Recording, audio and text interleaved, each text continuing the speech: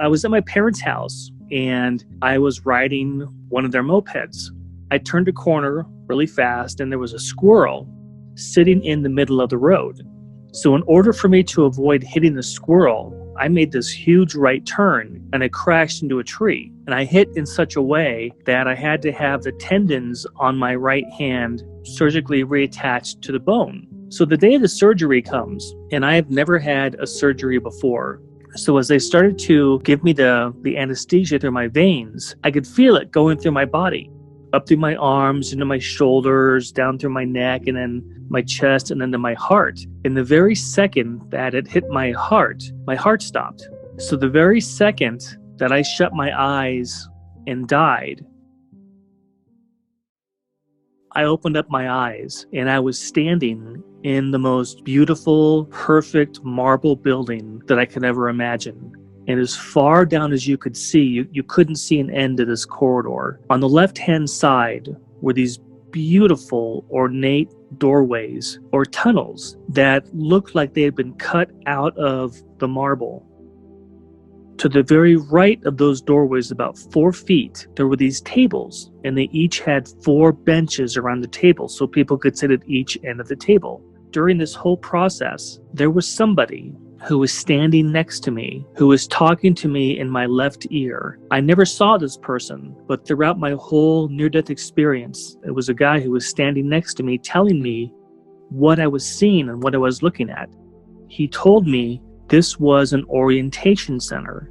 And I didn't think at the time anything about that I was having surgery or that I had an allergic reaction and that I had died. That didn't even occur to me. I was totally simply engrossed in what I was seeing. And so I just listened. There were 2 people sitting at each one of these tables, as far down as you could see.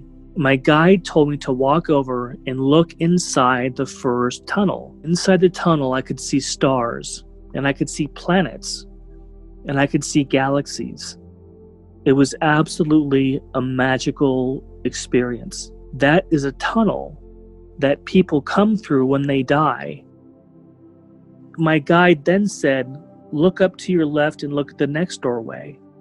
So I looked up to the next doorway, and there was a man that was coming through, and he had his right arm on his left chest. And my guide said he had died from having a heart attack.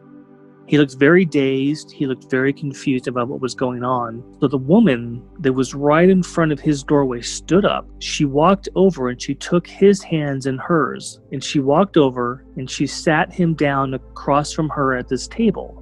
And I could see that she was talking to him, but I was too far away to see what she was actually saying. His appearance began to change. He was an 80-year-old man when he came through the doorway, but as he was talking to this counselor, he became younger and younger until he was probably in his late 20s or early 30s. Her job as an orientator was to help people remember that they have just finished a lifetime and that they're home now. And whether you want to call it heaven or you want to call it the other side, that's our true home. When she was done talking to him, he stood up. He walked over to the right of the table and he walked down 3 marble steps to a garden. And I know people have described the gardens on the other side that they're absolutely beautiful, but they are so hard to describe how beautiful they really are. The gardens were almost like they were alive. What was happening to this man is as he walked down those 3 steps and he walked into the garden, there were people there, a lot of people, and they were there to greet him from coming back from his life. They were hugging him, kissing him, welcoming him home, saying, what a great job you did great, now you're back home again. And sometimes people don't need the orientation because they are much closer to the other side than others, especially kids. When kids cross over, they don't need to have an orientation because they just came from there. The orientation is for people who may have lived a long, long life and had forgotten where they really came from. And so that's where those counselors really come into play. And it was fantastic. I wish I could describe to you what it looked like. But as I looked down this corridor, there were people coming through the corridors, through these tunnels. It was very busy. People were crossing over all the time. And these counselors would get up and help them and bring them back to these tables and help get them orientated. So the building he took me to next was another Greco-Roman building with white columns, beautiful white Grecian Roman columns out front. And they were formed in a circle with a dome on top. Then we walked in. My guide said, this is where we plan our lifetimes. All of our lives go through a planning process, and we plan them with our main guides before we come into life, so that life it's not just a random accident. There's purpose, there's reason. When I first walked in, there was a table, and he was standing by it, and there were 2 scrolls on the table. One had a blue ribbon on it, and the other one had a red ribbon on it. And I didn't know what these were at first. My guide said, these are your scrolls that you write the major points of your lifetime on. Everybody writes down where they're going to live, what their parents are going to be like. Are they going to go to school? Are they going to go to college? What's their career going to be? Are they going to have a lot of money? Are they going to have a little bit of money? All of that is prepared ahead of time on these scrolls. Picked up the blue scroll, and I opened up the scroll on the table. And when I tried to read it, all of a sudden the scroll folded back up again. And my guide said, I'm not allowed to read that until I finish this lifetime. But he was trying to show me that our lives aren't an accident. Everything is actually planned out for a reason. He said we forget it because if we knew what we were supposed to do, we wouldn't be testing ourselves.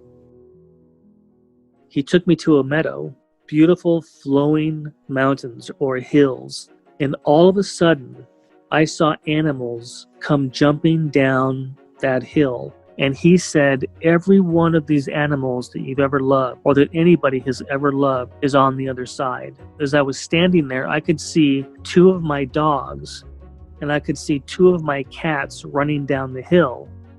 And all the animals play together until their loved ones from Earth cross over to the other side and come back and get them. It was such a feeling of unbelievable love that they're all there waiting for you, and that they play with each other, and that they're happy. And then the last thing that happened is my guide took me to this field. As I was standing there, another gentleman walked up. He was about 2 feet from me, and he was so bright that I couldn't see his face. All I could see was that he was wearing a white robe with a red sash around the waist. He lifted up his hands and he said, you must tell them there is no death. The very second he said that, I woke up back in the hospital with these doctors all looking down at me. He said, he's back, he's back. I was physically dead for 6 minutes. Yeah, and that's the crazy thing I don't understand is it felt like what he took me on was a 2-hour journey of the other side. How could he possibly have showed me all of those things in 6 minutes? It's so much a piece of my life now that I share with almost anybody who wants to hear about it, because that's what he told me.